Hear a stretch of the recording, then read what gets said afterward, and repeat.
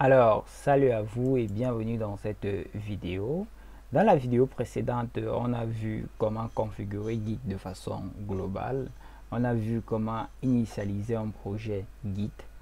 On a vu initialiser un dépôt Git. On a vu également ici comment réaliser notre premier commit. Donc, quand on parle de commit, il s'agit de backup. Donc, dans cette vidéo, il sera question pour nous ici d'expliquer de façon un peu plus détaillée ce qui se passe lors de ces différentes étapes afin que vous ne soyez pas ici perdu lorsque vous allez devoir ici réaliser vos différents commits. Donc vous allez comprendre ici de fond en comble ce qui se passe réellement.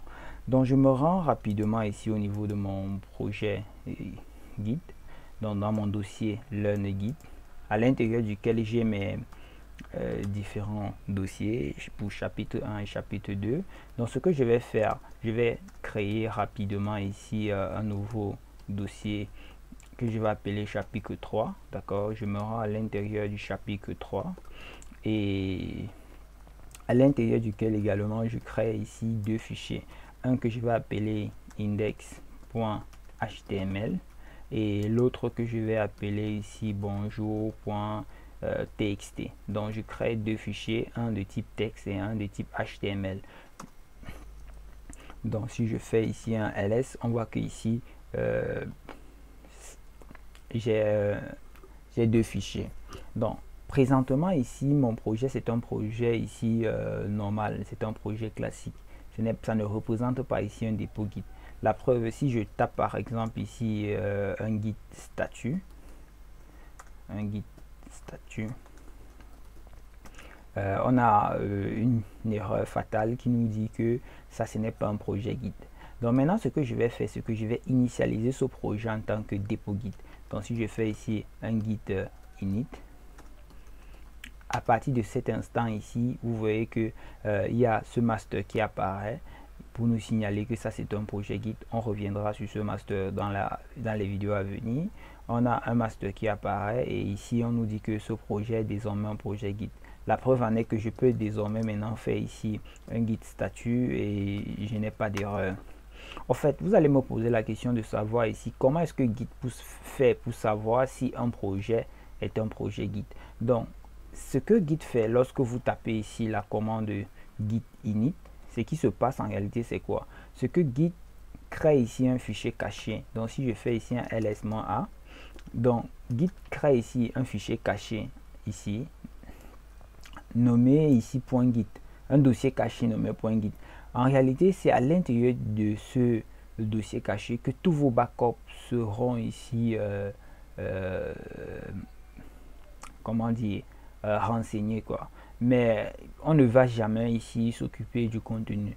La preuve en est que si je ne veux plus que ça soit un dépôt Git, d'accord, si je ne voudrais plus que ce projet-ci soit marqué comme un dépôt Git, je n'ai plus qu'à supprimer ici ce dossier là. Donc on va supprimer ça ensemble pour que vous puissiez voir. Donc ici c'est fait ici un rm-rf et je mets ici un point git, d'accord, et j'efface et vous voyez rapidement que le master a disparu. Et si je fais ici un git statut, cette fois-ci on aura une erreur. Donc comme vous avez vu, on a également une erreur. Donc je vais nettoyer rapidement la console et je vais réinitialiser ici, vu que notre projet n'est plus un projet Git, je vais réinitialiser rapidement ici notre projet en dépôt Git. Donc ça c'était pour la commande git init, ce qui se passe lorsqu'on initialise ici un projet Git. Bon, maintenant ici, après la commande git init, on a vu ici la commande git add. Donc si je fais ici un git statut, d'accord, le git statut vous permet de voir les fichiers qui sont traqués ou les fichiers qui sont en cours de traquage. Donc quand je fais ici un git statut, actuellement on a deux fichiers, bonjour.txt et index.html. Ces deux fichiers ne sont pas encore pris en compte par Git. Donc pour traquer ces fichiers, donc comme vous voyez là, ces deux fichiers ne sont pas encore traqués par Git. Donc pour traquer ces fichiers, c'est simple, il suffit de faire un git add. Lorsqu'on fait un git add, donc je vais faire ici un git add suivi ici du nom du fichier. Donc je vais mettre ici par exemple bonjour.txt et je vais faire encore à nouveau un git statut. Donc je fais un git statut et je me rends compte que ce fichier est traqué, et ce fichier ici, on dit que ce fichier n'est pas traqué, ce fichier index.txt HTML n'est pas traqué. Donc lorsqu'un fichier est traqué, qu'est-ce qui se passe exactement? Donc notez que lorsque Git décide de traquer un fichier, ce qui se passe, c'est que ce fichier en réalité est ajouté dans ce qu'on appelle le staging area. Donc vous voyez ça comme ici un ascenseur dans un immeuble qui se déplace pour ramener ici les backups au dernier étage. Donc lorsque vous faites un git add, le fichier est mis au niveau de l'ascenseur, et lorsque vous faites un git commit, vous demandez à l'ascenseur de monter et d'aller déposer le fichier au dernier étage, qui est un endroit très sécurisé, donc c'est-à-dire ici le backup. Donc c'est ce qui se passe.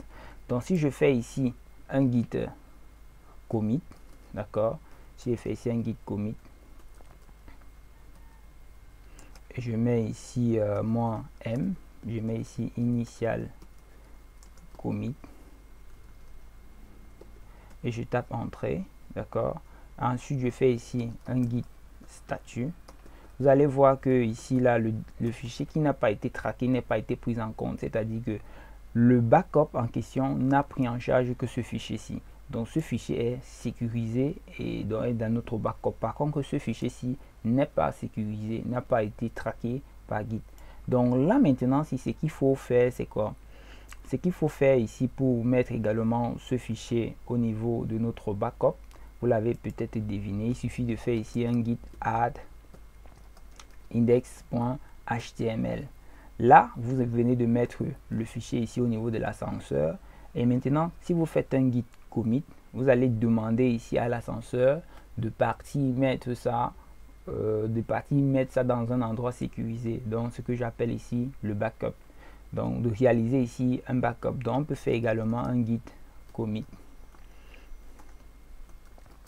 Ici, on met -m.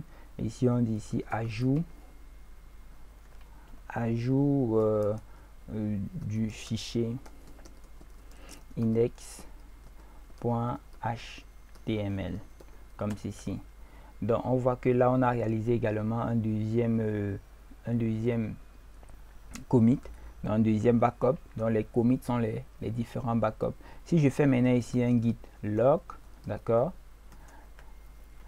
on se rend compte que là on a deux commits. Le premier commit, le voici, qui est l'initial commit. Et ici, on a le commit. Ça, c'est l'identifiant du commit. Dans les vidéos à venir, on verra à quoi ça sert exactement. Ici, on a l'auteur de celui qui a fait le commit.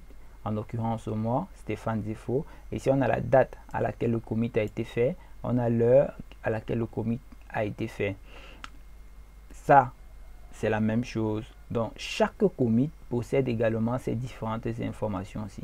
Donc j'espère que toutes ces étapes sont maintenant claires pour vous, et dans les vidéos à venir on verra des choses encore beaucoup plus intéressantes.